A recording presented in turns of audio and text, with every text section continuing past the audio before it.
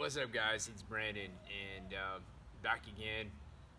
Beautiful part of the lockdown is I rarely put on shoes and a shirt, so you guys can say what you want, but I like this existence to a certain degree. No shoes, no shirt. I'm feeling good. Vitamin D. But on a serious note, we're gonna talk a little bit about pull-ups and chin-ups. So I did a tutorial on my perspective of push-ups and this idea of compressing the upper back and lack of stability, and all of these things. And some of the same concepts will transfer over to pull-ups, chin-ups.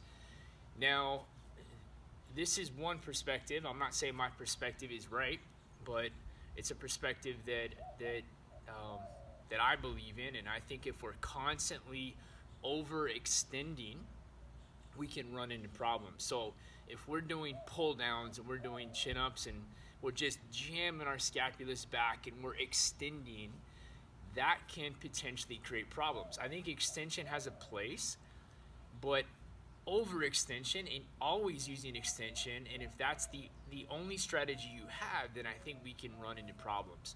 So with pull-ups and chin-ups, we'll see this a lot as well, and lat pull-downs, where you'll just see people that just crank.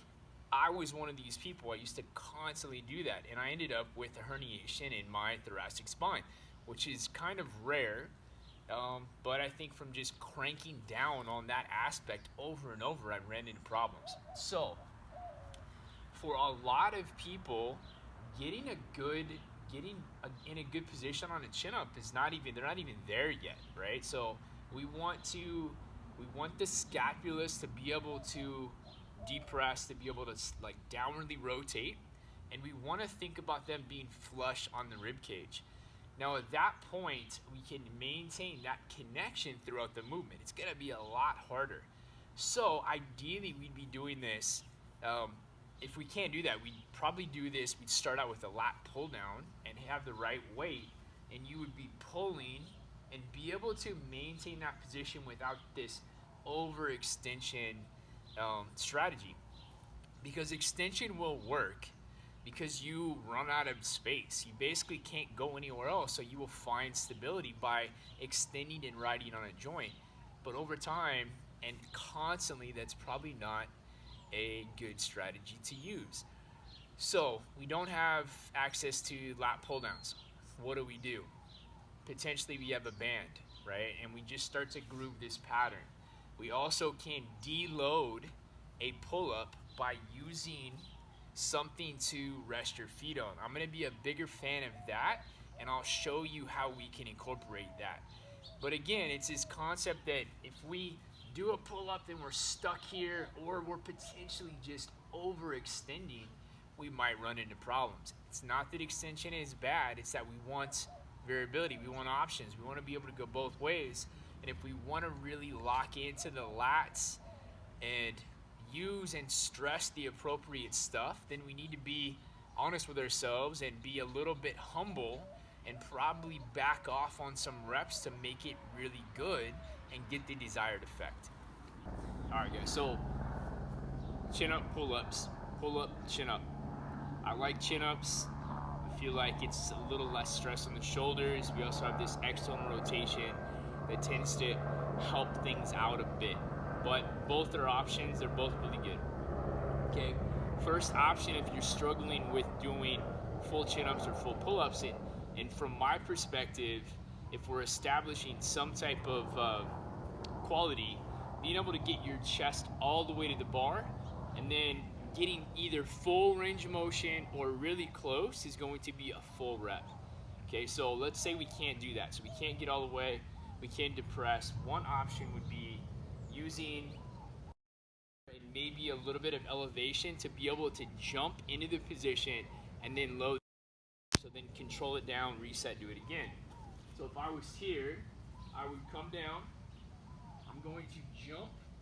I'm going to make sure I get into a strong position.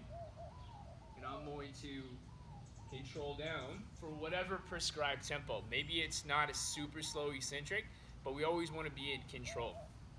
Okay, that's one option. So let's talk about another option, and let's say that maybe that's not even gonna work. Like you can't maintain your negative, so we need something to where we can get a little bit more height. Now, typically in a gym, you could use a Olympic bar, you could use a squat bar, but you need something where you can actually deload and use your legs for help. So let's see if I can get up here and do this without falling down. And so from here, I'm gonna get light on my feet, and I'm gonna use my legs, okay? So now I can get into this strong position,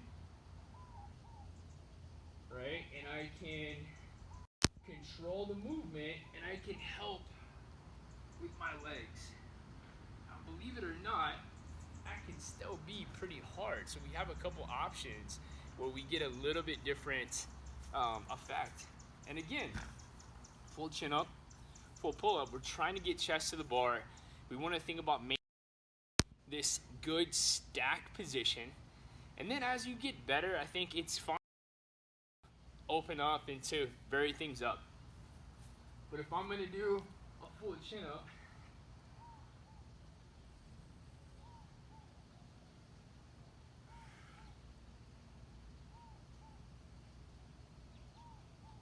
right there. So nice and control. You have a couple of different options. Hopefully you guys have a bar, something you can work on, and I hope that helps.